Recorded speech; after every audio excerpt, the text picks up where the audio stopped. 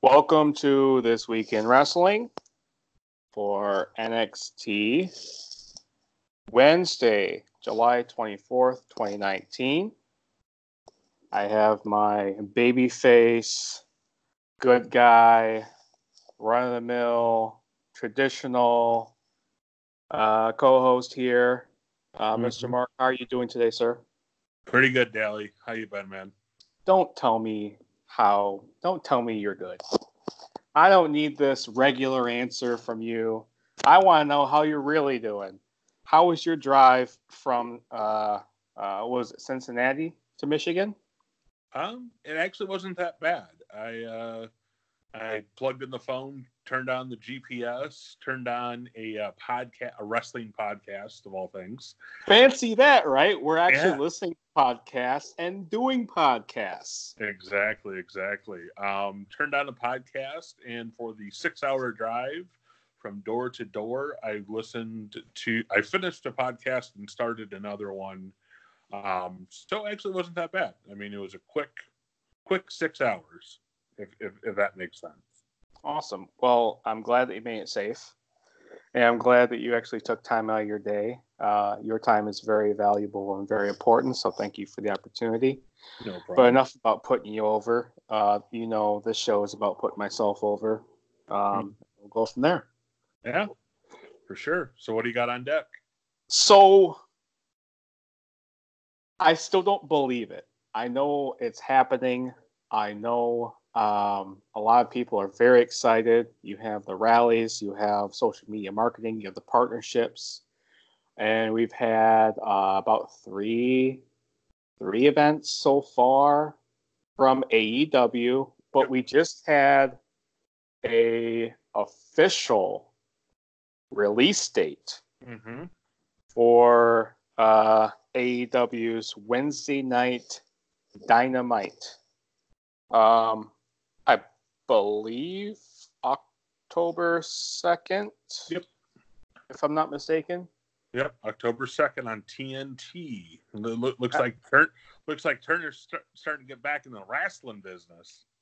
Yeah, it looks like it. So, it was funny because they first tweeted the teaser graphic, and it was flames.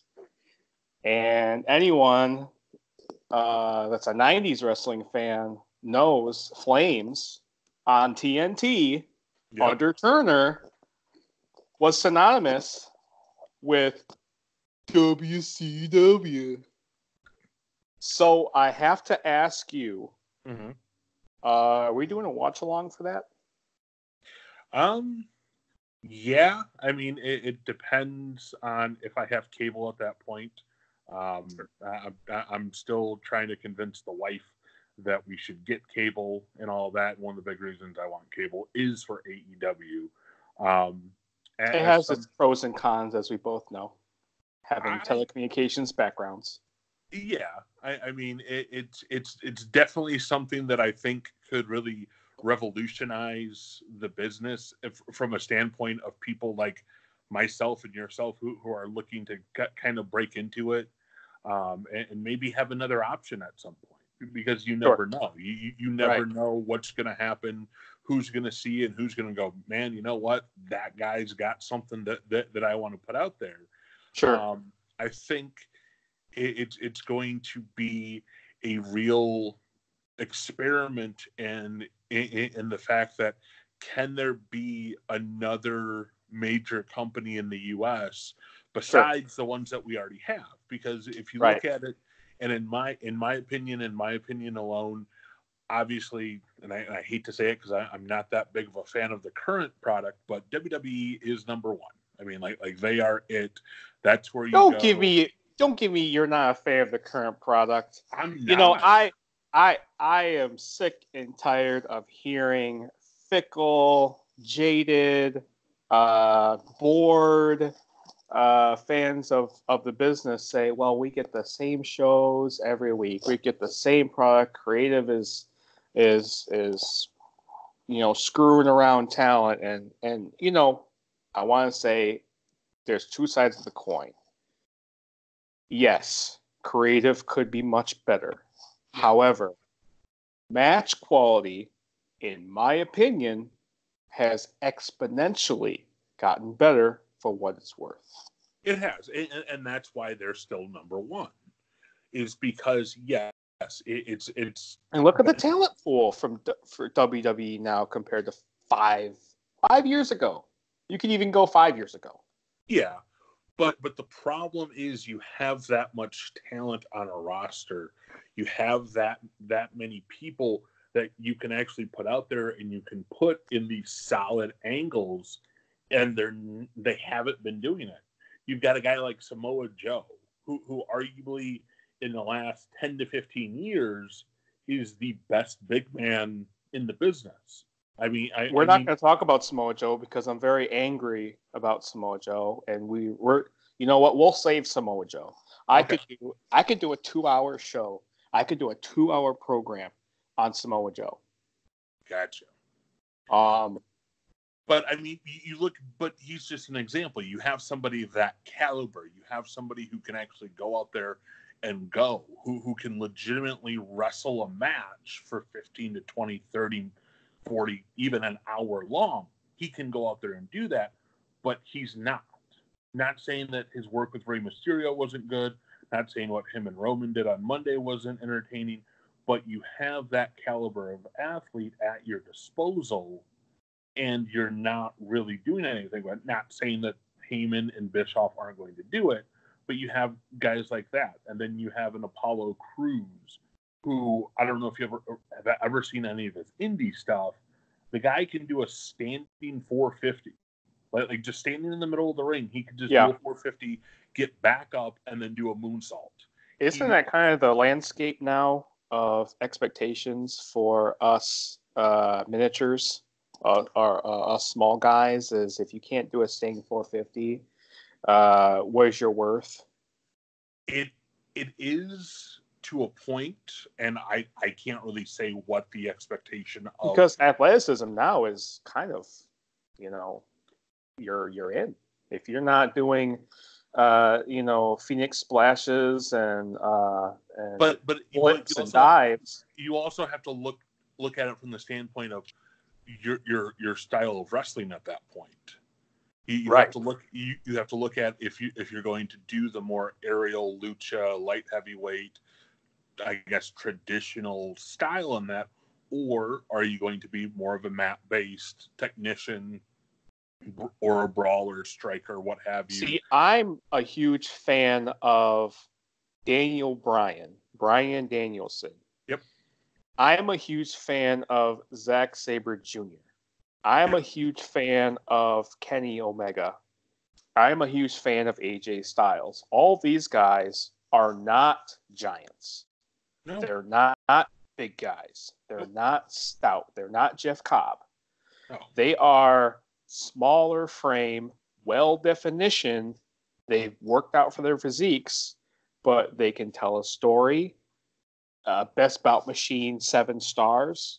What is it? All the time, consistent. That's the word. But then therein lies another problem. Is you have, and I'm not saying anything to be rude or disrespectful to any of the names that you mentioned. I need you to be 2 times rude and disrespectful because this show is not nice. All right. But what I'm saying is you have guys like a Kenny Omega and Will Ospreay and a Zack Sabre Jr. Will Ospreay. I think Will Ospreay is great, but he's a little. I would do Will Ospreay, Seth Rollins. That's that.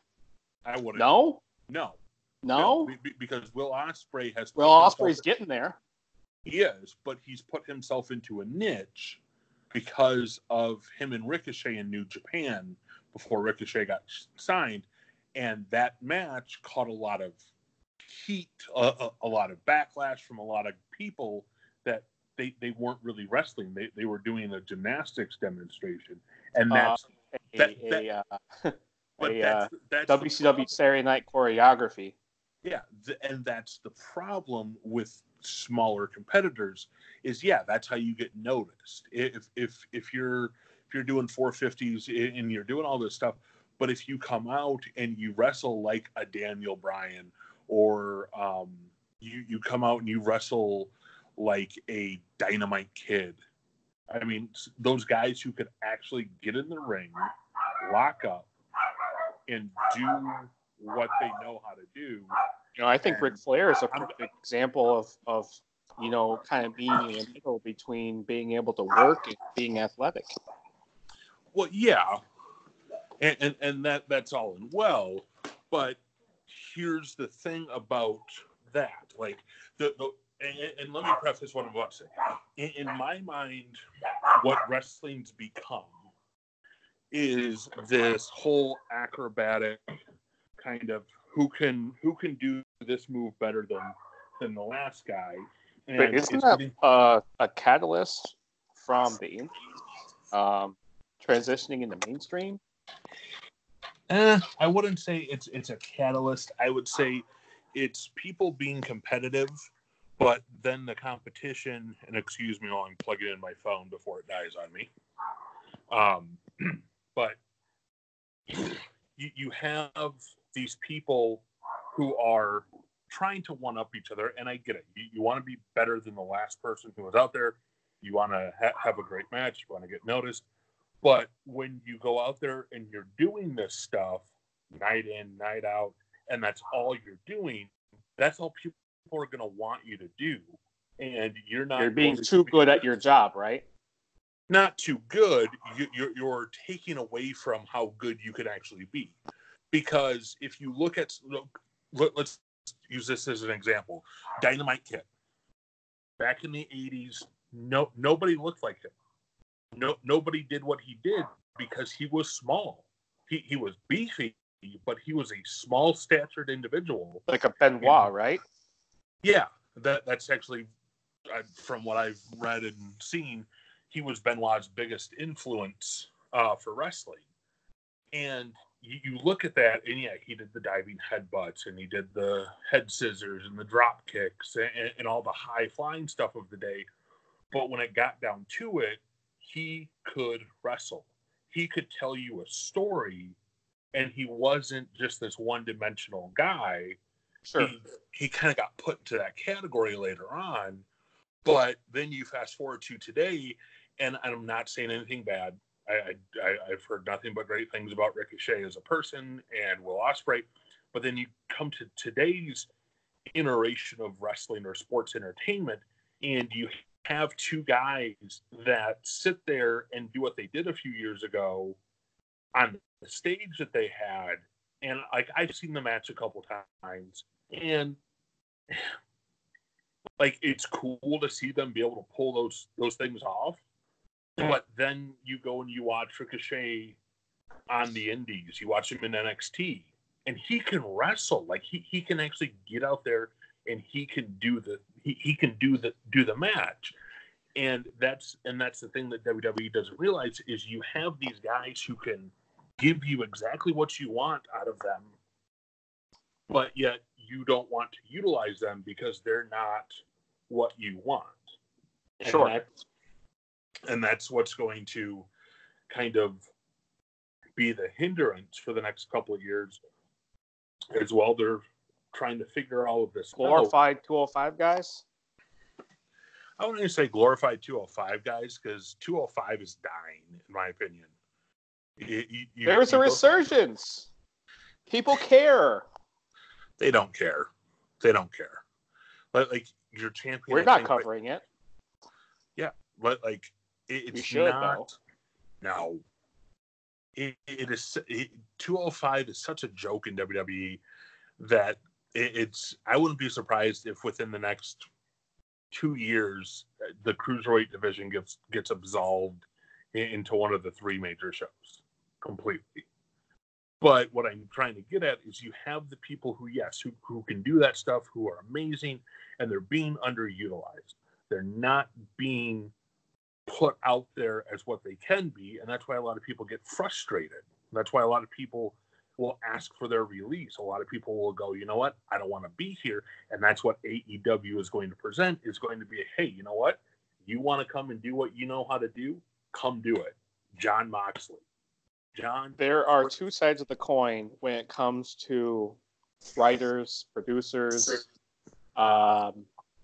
executives that give you material, give you scripts, give you a platform, give you material or something.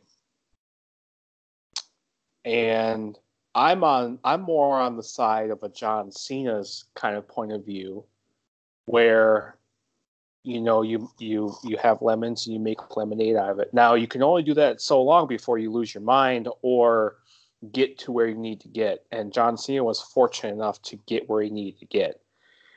Dean Ambrose, not so much. So you have two very successful superstars, world title holders. Yep.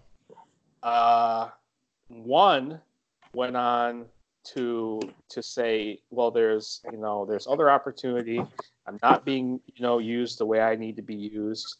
I'm up to here with the company.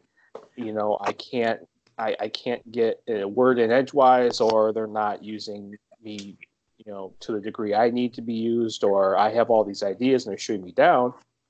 But that conversation is the same conversation John Cena gets. I still don't believe, after X amount of years and 16 world titles, that John Cena still doesn't get next to nothing to work with.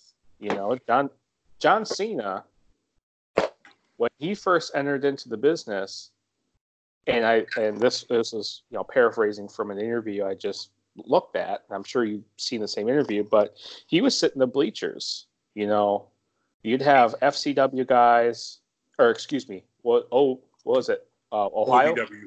OVW. Yeah, you have OVW guys sitting around the ring looking at monkey flips and looking at somersaults and rolls and back body drops, just standing bumps, and he'd be in the bleachers, writing material to connect with the crowd. You have two different types of guys, where you have one guy that scratches and claws and fights with producers, and then you have another guy that makes his own path in John Cena. You can't give John Cena anything generic because he's such a weird guy. He's such a weirdo. He took this very generic, stereotypical demographic of a person for the time that everybody disliked, turned it up to 10, and made it work, and became one of the most polarizing, if not the most polarizing character to ever step into a WWE ring. And that's and that's just it. That's everything I've read, everything I've listened to, every shoot interview I've watched. That's the key, is taking something that's a part of you, like taking a part of yourself, turning it up to 10, 11, what have you, and then making that your gimmick, your shtick, whatever you want to call it. And that's what John Cena did. And he did it very well. Yes, he came in as kind of a cookie cutter, create a wrestler out of a video game looking type guy. He looked like a create a wrestler prototype, right? And then what he did is he said, let me put some of who I am into this and see what happens. And it worked. It got over, obviously. And then you do have somebody like a John Moxley, who, from what I've seen, and I was just watching the Cauliflower, God, I can't say that word, Cauliflower Alley Club award ceremony for this past year. Where, like I was saying the last time we talked, he inducted his trainer. What a thing to say. The CAC. I'm not even going to attempt. We'll call it the CAC. But he was talking about getting into wrestling and how he got into it and how that's what he wanted to do. And he wasn't going to change who he was. And that's why if you go back and like I remember watching him in 08, 09, 10 and things like that with Sami Callihan and CZW as a Switchblade Conspiracy. Like those guys are true to themselves. Those guys are like, yeah, they're not that crazy in real life. They're pretty mild mannered and pretty nice people, but they did the same thing, but not by really over exaggerating anything. Sure. Because if you go back and you watch old Dean Ambrose stuff or John Moxley, and then you watch him in WWE as Ambrose, he's still John Moxley, but he turned it down a whole bunch. Yeah, a considerable amount, right? Yep. Oh yeah. And when the Shield disbanded again, he wanted to turn it back up to Moxley, and they're like, no, you're not doing that. You're still going to wear the wife beater and the jeans and blah, blah, blah, blah, blah. And he goes, I don't like wearing jeans in the ring. I want to wear gear. So that was, he wanted to take himself back in that direction, but still kind of do his own thing. And side note here, whether it's jeans and wife beater or New Japan gear, I think Moxley looks great. He does. Either way. He does. I think he put on some size, didn't he? He looks very muscular. Like he does. He's one of those guys that I would put in the same category for like believability as like a Stan Hansen, a Bruiser Brody. Okay.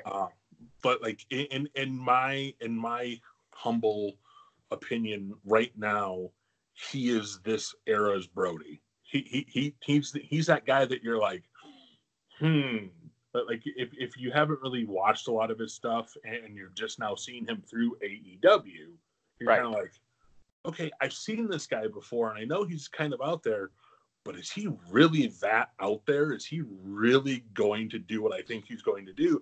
And he brings that element of unpredictability that you haven't really seen in wrestling since Brody, since Cactus Jack's original run. And I say original run in WCW. WCW, yeah. I think AEW picked up a good hand here.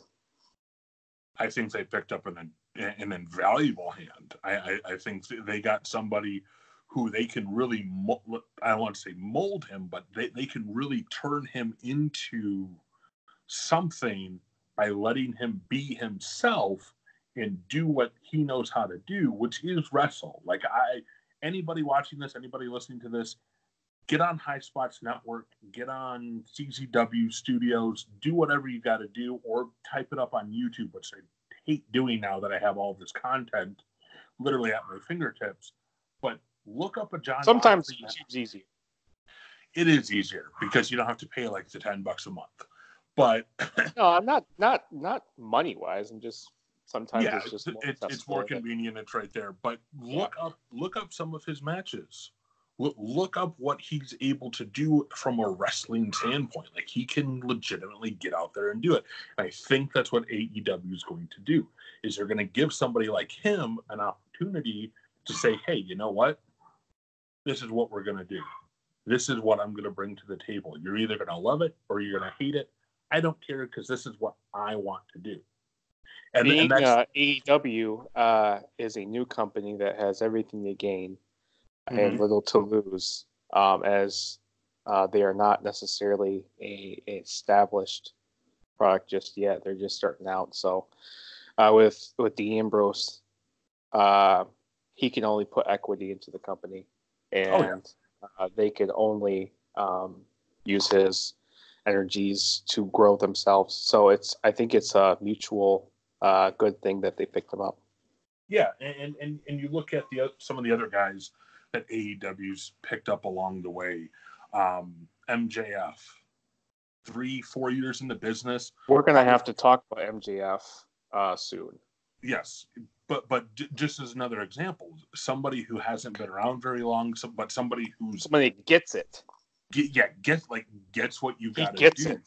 Yeah, and it's guys like him. It's guys like an Ace Romero, if you've ever seen him.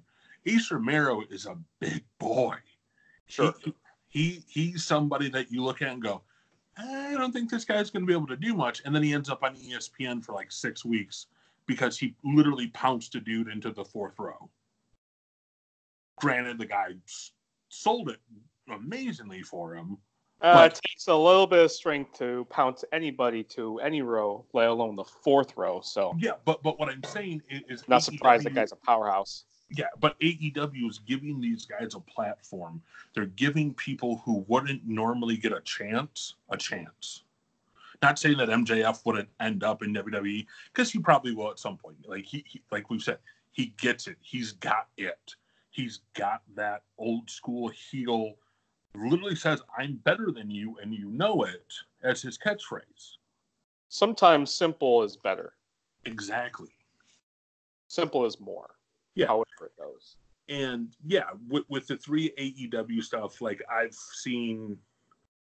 saw like the first hour of All In. I haven't gone back and watched the rest of it. And then that was a good show. It was. So far, all the shows that they've put out have been not New Japan, which is a good thing. See, and I think that's another company that's kind of in a weird transition phase right now. It's very strange because everyone expects New Japan or heavy New Japan influence, but they're going more American. Because I'm okay with it. Yeah, they have to. Yeah, because they're trying to get into the market in America and be a contender. Sure. Like, if you look at New Japan in the last 10 years, they really had a lot going for them. They had the Bullet Club form. They had AJ Styles there for a while. They had Anderson and Gallows. They had Kenny Omega. I mean, they still got Okada. They've still got what's his name? They call him the Ace. I can't think of his name. But Tanahashi, whatever. But I am a huge fan of Tanahashi. You don't want ever Tanahashi, but Tanahashi can still move at 6 miles per hour. Yeah, but you look at them over the last 10 years, and they had that steam, that they had that go ahead, and they were trying to get into the American market, and they were trying to make themselves like a player over here. And then what happens is WWE sees this and they offer all of their top guys contracts. And you transition from having a faction like the Bullet Club, who's dominant, who has all of the best Gaijin wrestlers in the company, and probably the Gaijin wrestlers in the country of the... Yeah. Literally come in, set this up, and then it slowly goes down and down and down. And then now, not saying anything bad, but now you look at the Bullet Club and you're like, okay, who's Bullet Club, who's not? Is this even still a thing? Is New Japan even really doing anything? It's Bullet Club without a 20-year established Gaijin. That's it. That's all it is. It's the same guys. Fale, Grills of Destiny. They got a couple of weirdos. They got that, was it New Zealand kid? The Switchblade. Jay White. He was supposed to be it, but it's a matter of he didn't establish himself as well as he could have, and for as long as he could have with Ring of Honor. So no one believes, and don't get me wrong, I think he's a great talent, and I love his work, but he is not an AJ Styles. He's not. He just has not established himself, so no one cares essentially. I'm saying that hardcore fans of New Japan don't, because they do. They probably love him, but I'm just saying, mainstream American audience just doesn't know. Yeah. And that's why the Bullet Club is not where it was before. Is there was no Styles there to carry that brand. Yeah, but to get back to it, like New Japan at one point in the last 10 years was really becoming that other option for people. Is, hey, WWE's not working for you. You don't really want to do Impact. Ring of Honor is not really your cup of tea. You can go to Japan and you can still make really good money. You can still have a really good push.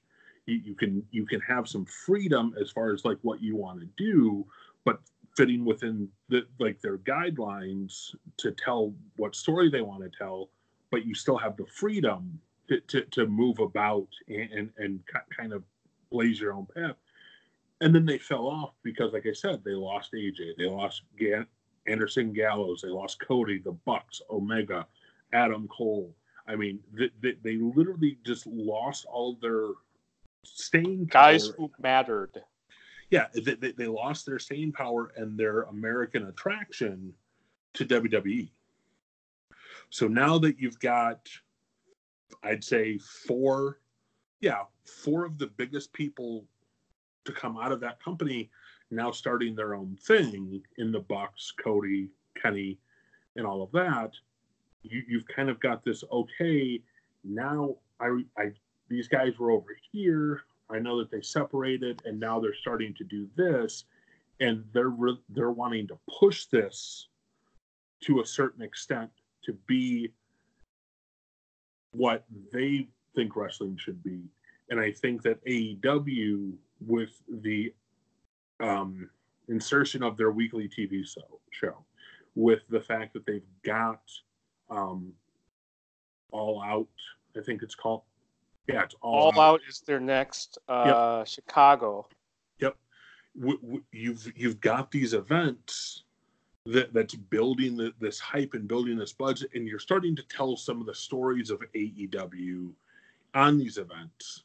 Sure. But they're also taking it from the standpoint of, hey, we're not going to charge you any money, if at all, or if we do, it's not that much, to be able to go ahead and watch this. Like Fyter Fest was on Bleacher Report Live. Like, you could literally stream it right on the website. Mm-hmm. They've done that now with Double or Nothing, Fyter Fest, and they're going to do it again with All Out. So they're giving people another avenue in which to consume their product. And I think they kind of have to with the WWE Network. See, and the WWE Network is a whole nother episode that we could do, or tangent that I could go off on, because I think the WWE Network... We'll do a show about it. We'll do a show. It's great for what it is, but when you have the ability to do what AEW is doing by using Twitter as a platform, using Bleacher Report as a platform, because I watched most of Double or Nothing on Twitter. Like, literally just open Twitter on my phone, sure, clicked on the thing, and boom, there it is. So, well, I mean, AEW doesn't have a network, and doesn't have the sponsors, and doesn't have a whole lot of network in TNT. Well, now. Well, yeah. Well, yeah. Yeah. Now, so they were using what they could. But TNT was still doing their buy-ins. Every event they've had, TNT has put on the first hour, their free hour, their buy-in. Sure. On primetime TV. So, yeah, I didn't know that. Yep. See, so they've been working with them, and they officially announced their deal. TV deal, sure. Yeah, TV deal more recently, and now people are kind of going, okay, so this company that's kind of started out on a pay-per-view platform and is now getting a national TV exposure, this is really their make or break moment, because come the second, the red light goes on, curtain goes up, it's go time. And I'm not trying to say that they're going to fall, but they need to keep their momentum. They need to keep their spirits on 100% agree. To be able to really establish themselves as, I would say, probably the number 2 company in the country. And that's what we need to discuss is them jumping to number 2 after so many promotions have been established. But before we do that, we're going to take a quick interlude, and we're going to do a quick shout out to our Anchor sponsorship. Anchor is the easiest way to make a podcast. We're starting a podcast, and Anchor is definitely the distributor. Anchor gives you everything you need in one place for free for us small guys. Small guy, big guy. Which you can use right from your phone or computer, all smart technology. The easy creation tools allow you to record and edit your podcast so it sounds great. They'll distribute your podcast for you so it can be heard everywhere: Spotify, Apple Podcasts, Google Podcasts, Stitcher, wherever you get your podcasts, and many, many more. You can easily make money from your podcast with no minimum listenership. Download the Anchor app or go to anchor.fm to get started. So moving on, we got some results to talk about, and it'll be fairly quick. And this is a good opportunity to really get back into the NXT product because, in my opinion, it's crazy that you have early NXT, you have a boom in which the brand kind of transitioned from that developmental idea into a legitimate third or second brand with the direction that they've gone to. But we have an NXT breakout tournament, which reminds me of the Top Prospect from Ring of Honor. We have a Jordan Miles versus Angel Garza. Now, anyone that knows Jordan Miles is ACH from Ring of Honor. I saw him live. ACH is phenomenal. I'm going to stop you there. ACH in the last few years is better known for his work with AEW out of Chicago. Okay. Better known for his stuff kind of just on the independents as a whole. Right. Because he's an indie guy. Oh, yeah. He's definitely an indie guy. And I mean, a lot of the stuff that I saw with him, one of the best matches I ever saw with ACH or Jordan Miles was against the now Cameron Grimes or God, what was his name? Oh, God, I'm drawing a blank. Who is he wrestle for now? He's Cameron Grimes in NXT. Cameron Grimes in NXT. We're going to go ahead and research that in just a minute. But we get a result here. Miles defeats Garza for a finals opportunity. Mm-hmm. Did you catch this match this week? I caught the highlights of that match. It was ACH doing what ACH does. I mean, he's always been solid. He's always been able to get out there and put on a great match. And the match I'm trying to think of, I can't think of his opponent's name back then.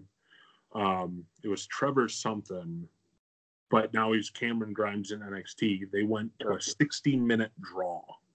I mean, don't you love those? They literally wrestled for 60 minutes. And it was probably one of the greatest wrestling matches I've ever watched. And usually when I watch the indie stuff, there's certain matches that I want to watch on the card, so I'll fast forward through a match.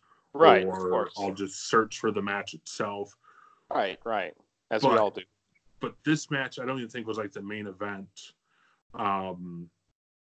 And they went for 60 straight minutes of nothing but wrestling. And they did exactly what the marquee says that they were going to do. And that's just it. They went out there and they did what it says that they're going to do. And that's probably one of the reasons why Jordan Miles and Cameron Grimes got signed, is because they can go out there and they can do that. Next, we have Xia Li. How do you say that? Xia Li versus Bianca Belair. Result here is Belair defeats Li. Is Belair on the back burner a champion just waiting to happen? Um, Or do you not believe? I believe to a certain extent, but I think Bianca She's Belair, kind of unique to her own, because yeah, we've seen professional wrestling talent like her, but she's kind of her own character, doing her own thing. We can't necessarily say that she's a carbon copy of somebody else. Yeah, but as long as you have someone like a Shayna Baszler, and Shayna Baszler, all respect given, and I mean no disrespect when I say that she is a bad bitch. She's a badass woman. She is legitimately the greatest catch as catch can pure wrestler in the entire business, in my opinion. She wrestles. You sir, are going to have to back that up with a lot of facts. We're not going to get to them today, but that is a very, very bold statement. You're talking about across all three platforms. I'm talking catch as catch can, the style that American wrestling was founded on. She still wrestles primarily in a catch as catch can style. Okay. Zack Sabre Jr. does it. Will Ospreay can touch on it.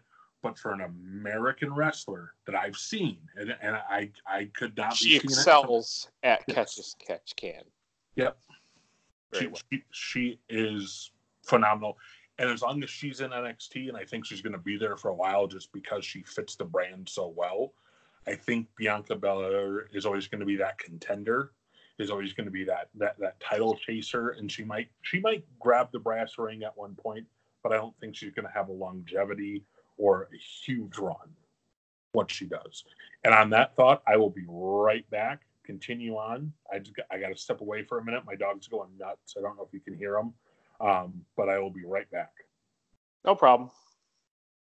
We'll go ahead and edit this out. Not a big deal.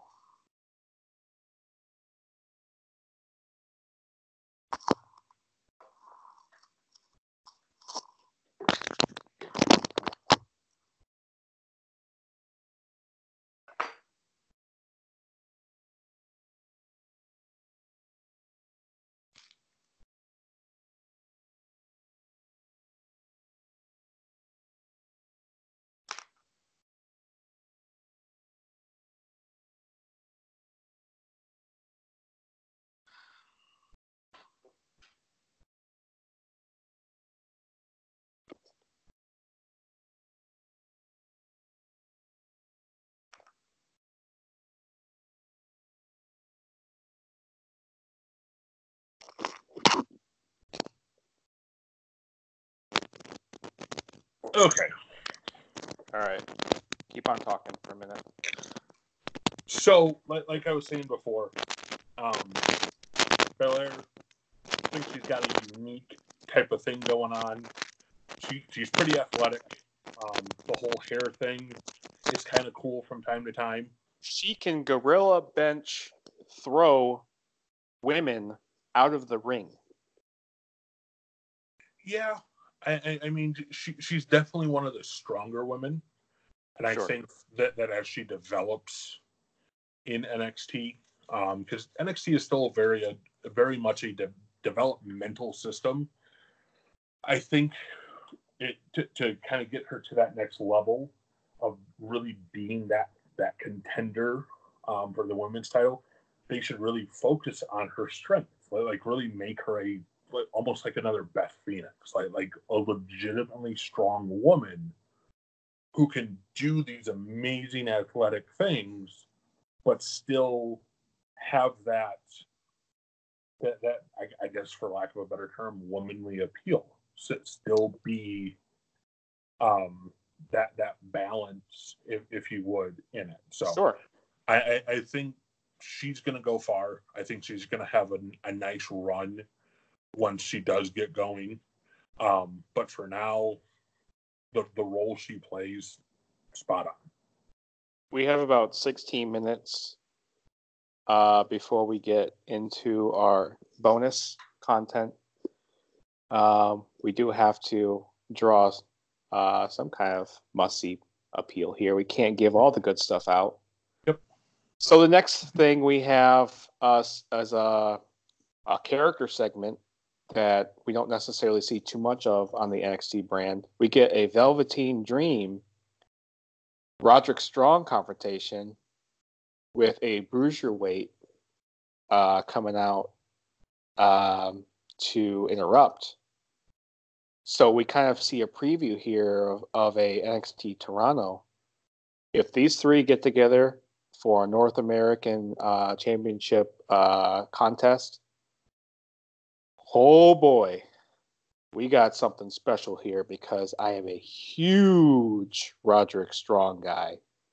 Velveteen Dream has been surprisingly, consistently amazing. Mm-hmm. And the Bruiserweight simply doesn't need, Pete Dunne doesn't need any build. He had one of the greatest new championship, one of the longest, the longest championship run of that championship. But I mean, just words cannot simply explain his run as the United Kingdom's champion. So he and I'll stop you there. I'm going to add this. In my opinion, at the time that he held the UK title, he was the most meaningful champion in the WWE universe. I couldn't agree more. That, I mean, in short, that's what I was, trying to get at. But I was just thinking in my mind with all the great moments he's had and all the great opponents he's had and the dream matches. And it's kind of funny when you talk dream match because that's an established veteran thing, but he works like an established veteran. I couldn't be more high on these three guys. This gets me excited for Takeover Toronto. How do you feel about these three guys working together for that program if it were to happen? If it were to happen, I think it would be one of the better things that Hunter and the team at NXT have put together.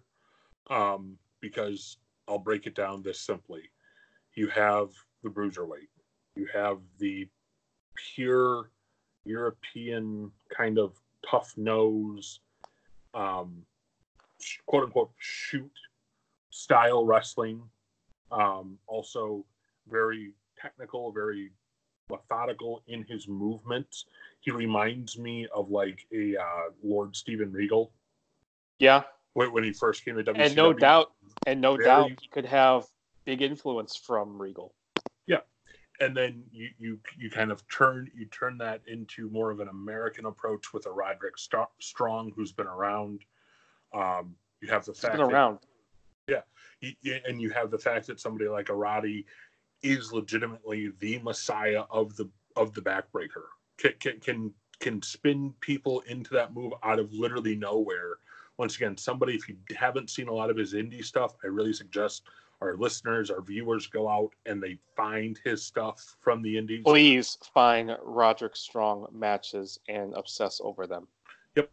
And then finally you have Velveteen Dream. You have homegrown NXT talent that is doing all the right things. That they didn't believe was going to do anything when he first tried out. They said, no, you can't, this isn't for you on Tough, and he was a Tough Enough contestant.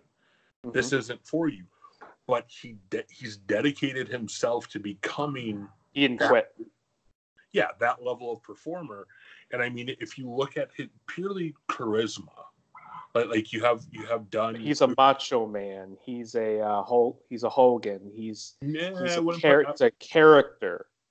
He's a character that can wrestle. So I would take Hogan out of the equation. Not saying that Hogan can wrestle, all right?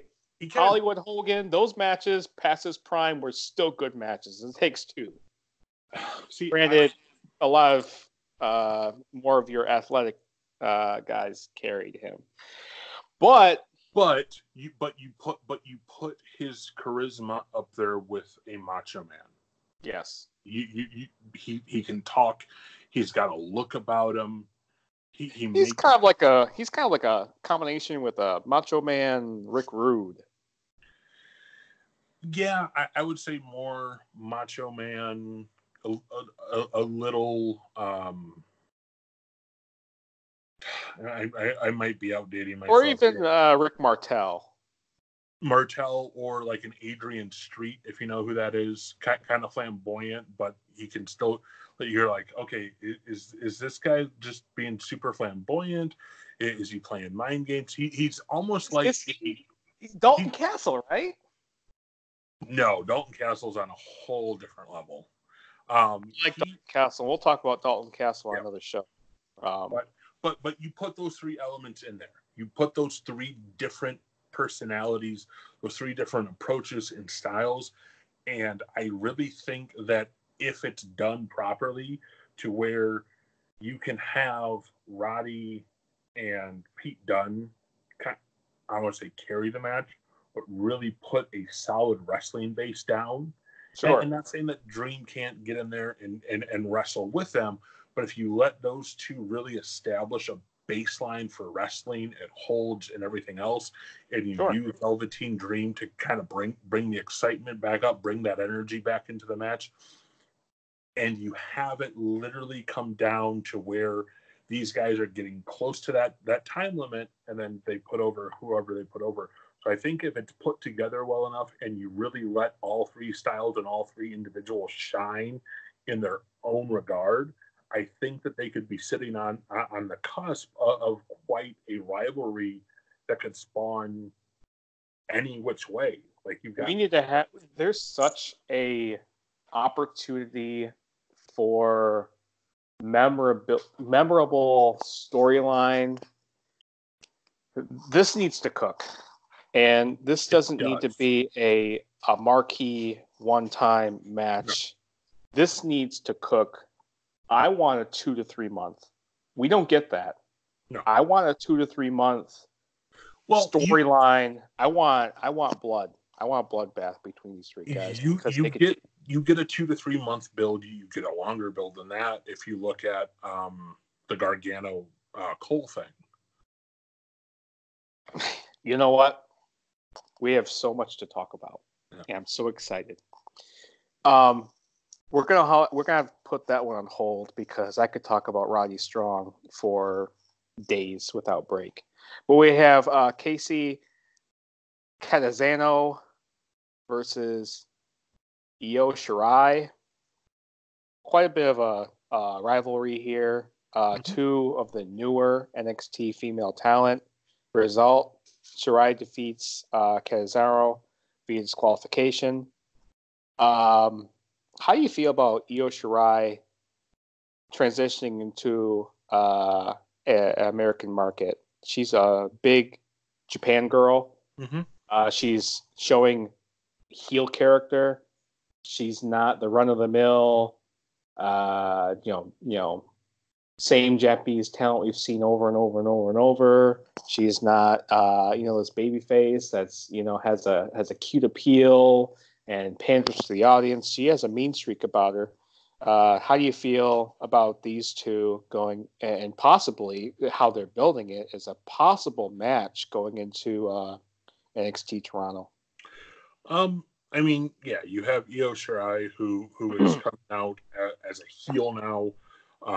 She's really putting her foot out there as a legit, like, I'm not going to be exactly what you said. I'm not going to be a cookie cutter Japanese cute girl Joshi wrestler type. I'm going to come out here. I'm going to try and hurt people. I'm going in this for myself because I don't need or want anybody. And then you kind of have that all-American sweetheart in Catanzaro, former American Ninja Warrior competitor, I believe winner. Very athletic. Very athletically gifted. Purely athletic, purely just one of those people that is making that transition. And yeah, when she first started, you're like, oh yeah, cool. She's trying this, but she's keeping at it, and she's really trying to incorporate her background into what she's doing and making that high-flying kind of athletic approach her own. So I think if you build this right, and I think if you build the story between them of you have this person who we thought was a really nice lady and is really kind of saying, no, I've never really wanted to have any involvement with anybody. I'm here to make money, and I'm here to do this for myself. Versus that girl that you could literally look next door and say, "Oh, hey," and all that. I think that would really draw, because you're really playing on people's emotions at that point. You can really put Catanzaro out as that all-American girl who's trying to make a real go of it, but she's running into this roadblock, and she's got to find a way to overcome. I think you hit pretty hard on the nail there. We got Gargano and Adam Cole announcing their takeover match stipulations. This one doesn't need too much build here. No. Stipulation result is 2 out of 3 falls. If you are any type of wrestling purist that knows anything about wrestling, likes wrestling more than a casual would, the 2 out of 3 falls is my favorite stipulation of all time. I'm going to go out to say that it's better than a cage match. It's better than a Hell in a Cell. It's better than a hardcore match. It's better than I Quit. It's better than an Iron Man. 2 out of 3 falls is where you get the greatest. I want to say, because I mean, you could put Iron Man as endurance, but this is more of an endurance contest, and Cole and Gargano can go the distance here. Yeah. How do you feel about these two guys right now in their NXT career? This is a championship match. This is the big one. This is the one people care about. Who benefits more out of this match? And can you see Gargano recapturing the title from Cole? Well, at this point, I think that they are exactly where both of them need to be. I think that they're very much building their own Flair Steamboat thing right now, to where they're going back to that 2 out of 3 falls kind of. That's a really good comparison there, because I would definitely say that a Cole is a Flair and a Gargano is very much a Steamboat, a people's choice kind of character. But go ahead, I'm sorry. And I think that they're both very smart in knowing how to build this and how to play this, and with them leading into another 2 out of 3 falls match now with an established definitive champion in Adam Cole, I think you can really, really expect them to work harder than I think you've ever seen them. Gargano, Johnny Wrestling, Johnny Takeover, whatever you want to call him, I really think he is going to shine in this match. And I personally, I wouldn't put him over completely in the match. I would still keep the title on Cole. Cole's a good champion. Yeah, Cole's an amazing champion. He was an amazing Ring of Honor champion. He's amazing. I think he was a PWG champion. I mean, everywhere he has been, every belt he's ever touched, he has brought it to that next level. So I think you split it, first 2 matches, put Cole. Well, of course, it can't be a wash, can it? Or is that kind of a surprise? You can do the whole wash approach, but to really build it, to really put that baseline out there, you put Cole over in the first match, put Gargano over in the second match. You kind of have to, right? Because you have an underdog that needs to kind of scratch and claw. Yep. And then or you could have Gargano taking the first fall and Adam Cole being very surprised, and it takes him off his game a little bit, kind of offended, like, hey, don't you dare roll me up. I'm the established superstar. I'm the one drawing tickets. I'm the one that people are looking to whatever. So I mean, you could go both ways. I'm very excited. We actually have another result. I was banking on that one being the last one, but quickly, You know what? We might go overtime here because I have a huge problem with both of these guys. I have Damian Priest, formerly Punishment Martinez. Yes. Yeah, and we keep it too long, but we gotta get into Punishment Martinez. I don't like the whole Archer thing. But. And one of my biased, I'm not too biased here, but I'm biased with Keith Lee. You talk about a big, charismatic, athletic, addresses that he's athletic.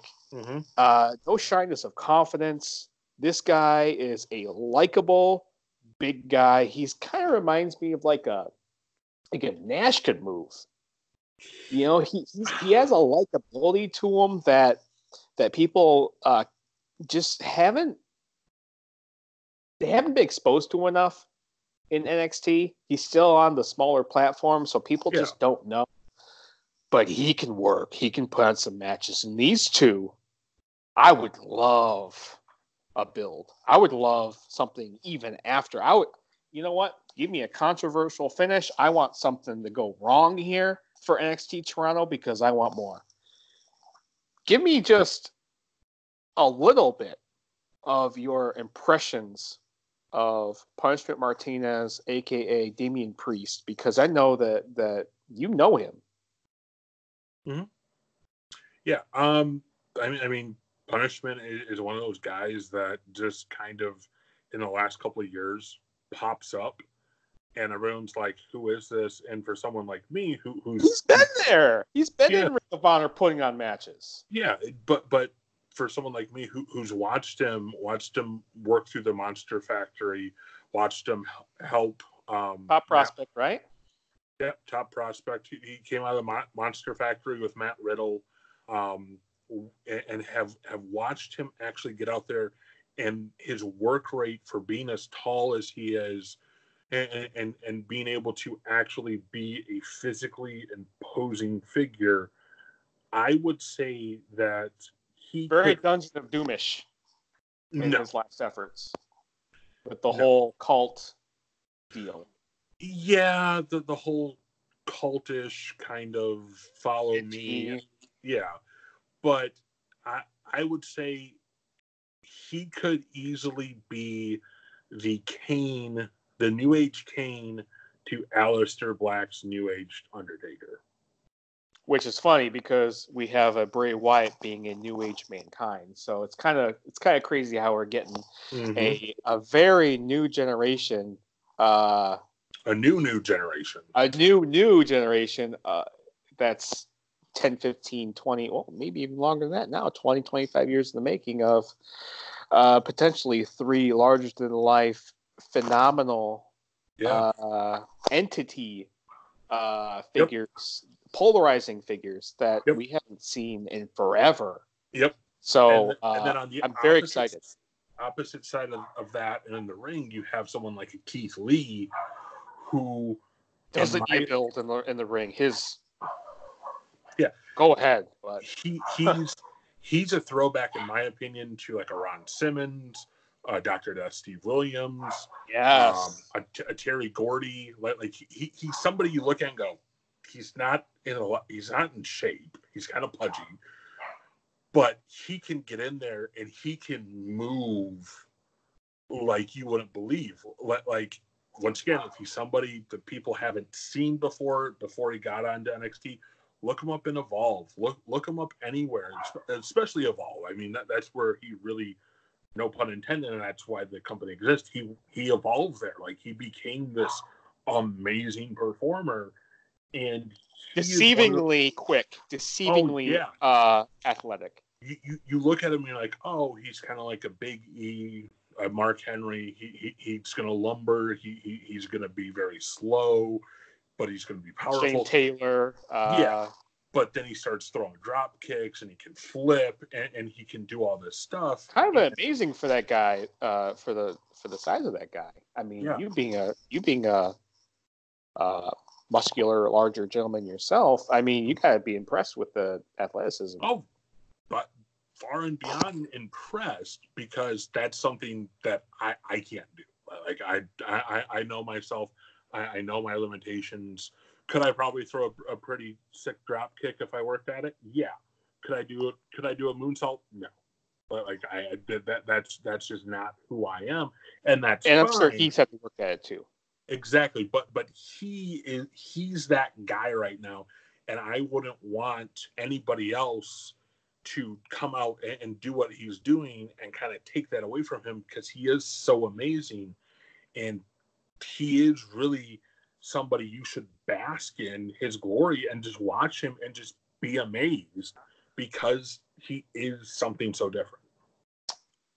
No doubt we'll possibly have a North American heavyweight champion contest between these two in the future. Mm-hmm. I could see them going that route with these guys. We'll just hope that it's not wasted talent, because they could easily be lost in the shuffle. So we'll let time tell there. But Big Mark, I just want to do a quick plug. Where can people find you on social media? On social media, you can find me at Bearded Brute, and that's spelled a little bit differently. Bearded, Beared, Brute, BRUT, the number 3. I'm on Twitter at that handle, at Bearded Brute. I'm on Instagram under that handle. I'm on Facebook under my real name, Mark Cyrus. Look for the beard. And guys, don't be shy to give him as much trash, as much insult as humanly possible, as much questions, because this guy is definitely a man of the business. You can follow me at MegaArcade on all social media platforms: Twitter, Instagram, Snapchat, Twitch. We're going to be doing a live Twitch stream as well. I want to do a live Twitch stream of because Eric, the co-host of this show, we got together and did a SmackDown Live recap, and we got in the conversation of ranking titles. So we'll do a tier list of titles for our live stream, and then we'll go ahead and put that in our Patreon page. So if you guys want to check that out, we'll go ahead and shoot that here real quick. But this is This Week in Wrestling NXT recap for July 24th. We want to always thank you for watching. And Mark, I do thank you. I appreciate your time as always. No and problem. See you next time. See you, buddy.